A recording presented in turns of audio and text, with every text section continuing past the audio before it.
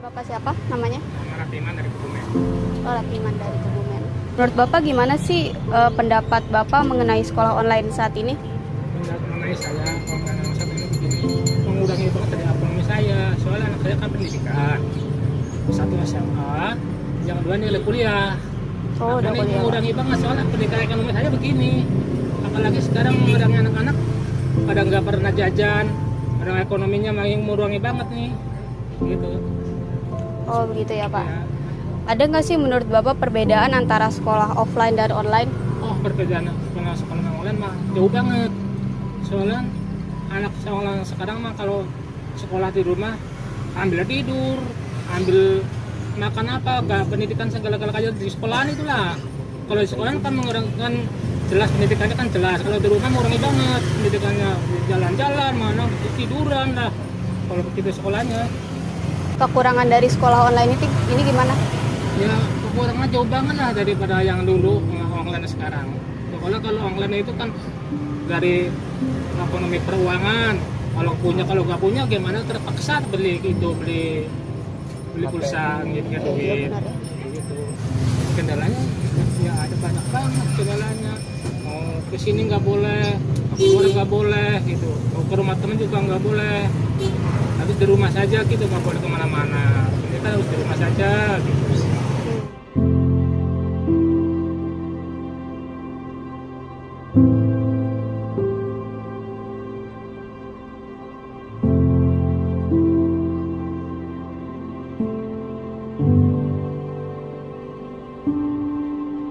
Baik, dengan Ibu siapa?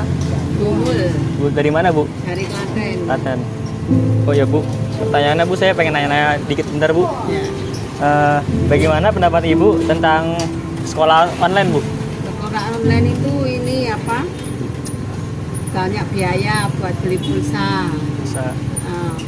Terus anaknya juga males-malesan. Malesan. Ya, Ada nggak perbedaan antara sekolah online dan offline menurut Ibu? beda. Kalau sekolah masuk sekolah kan rajin. Kalau online kan males-malesan, tidur-tiduran belajarnya. Sambil main game berarti juga kadang-kadang Bu Ya. ya? Ada nggak sih Bu kekurangan dari pendidikan daring? Ya, Kekurangan dari pendidikan online? ya kurang. Kurangnya Kayak gimana, Bu, ya? Nggak kayak masuk sekolah.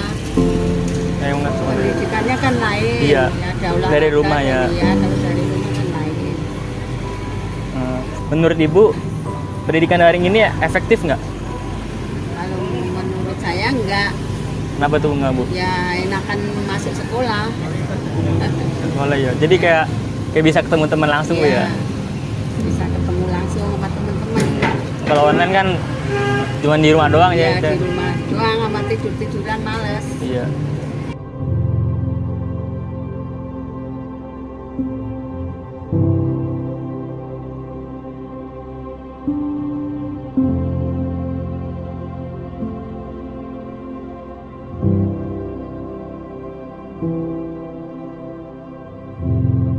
Oke, boleh perkenalan deh, namanya siapa?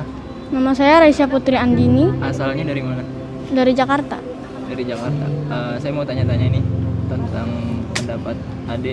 Bagaimana pendapat Ade mengenai sekolah online? Kalau pendapat saya sih biasa aja lah, nggak repot juga, cuman kendalanya ya kurang paham aja sama pelajaran nanti. Karena kan lewat online, YouTube. Kekurangan dari pendidikan online. Kalau kekurangannya sih ya cuman ya banyak yang kurang paham aja. Kalau misalnya kayak pelajaran matematika, bahasa Inggris, kan jadinya lewat Google, Iya. nggak dijelasin secara langsung, cuma lewat YouTube. Iya, merasa jenuh nggak Ade? Kalau jenuh sih enggak. Enggak ya? Menurut Ade nih, ya ada nggak perbedaan antara sekolah offline dan dan online? Ada perbedaannya. Apa tuh? Kalau offline kan kita kan langsung dijelasin secara langsung, lebih jelas, lebih paham, lebih ngerti lah gitu.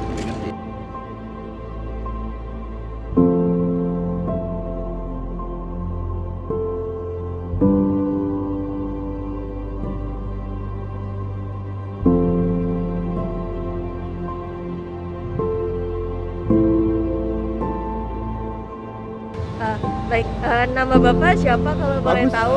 Agus. Pak Agus. Iya. Bapak Agus, menurut Bapak bagaimana pendapat Bapak mengenai sekolah online? Kalau di sekolah online ya, itu sebenarnya itu untuk jenjang untuk mendidik karakter dari anak siswa tersebut itu jauh kurang. Kita lihat perkembangan aja, kita coba kamu tegur anak-anak sekarang, pasti tidak sesuai dengan attitude atau perilaku sesuai dengan anak sekolah. Terus Pak, menurut Bapak apa sih perbedaan antara sekolah offline sama online ini?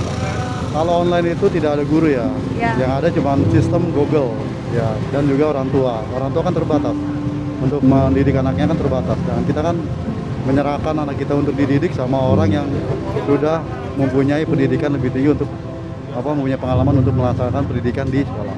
Oh, Ya, lebih baik pendidikan secara tatap muka. Cuman dalam kondisi begini ya, mau gimana lagi sebagai orang tua?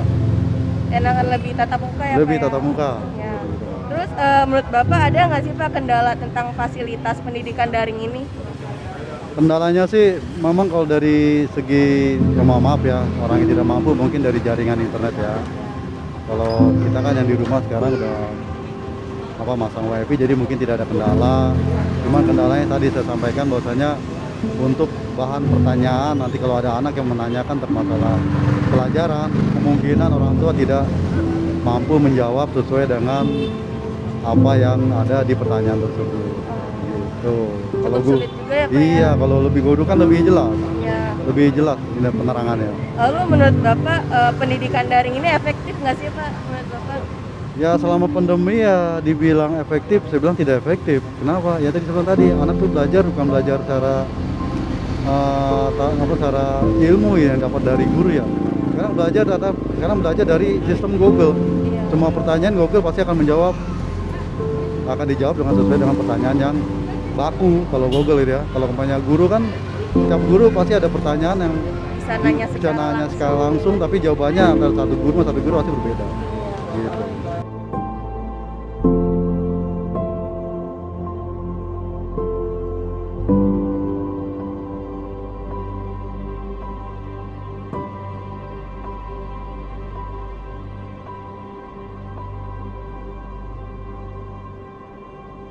Ibu dengan namanya siapa Bu? Ibu Nurita. Nurita.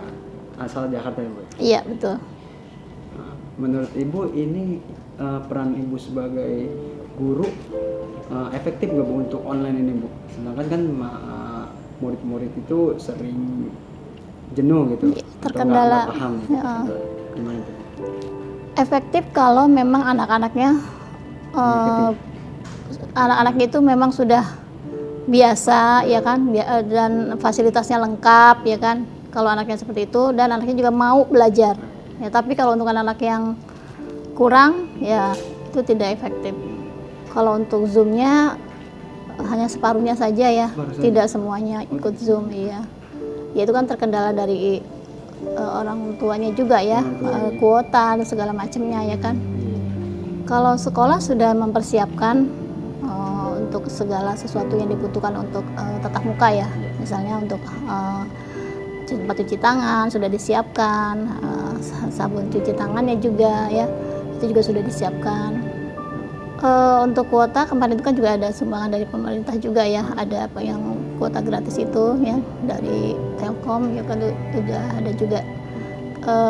Dari sekolah juga waktu pertama-tama kita juga sudah memberikan bantuan kuota untuk anak-anak yang memang membutuhkan gitu.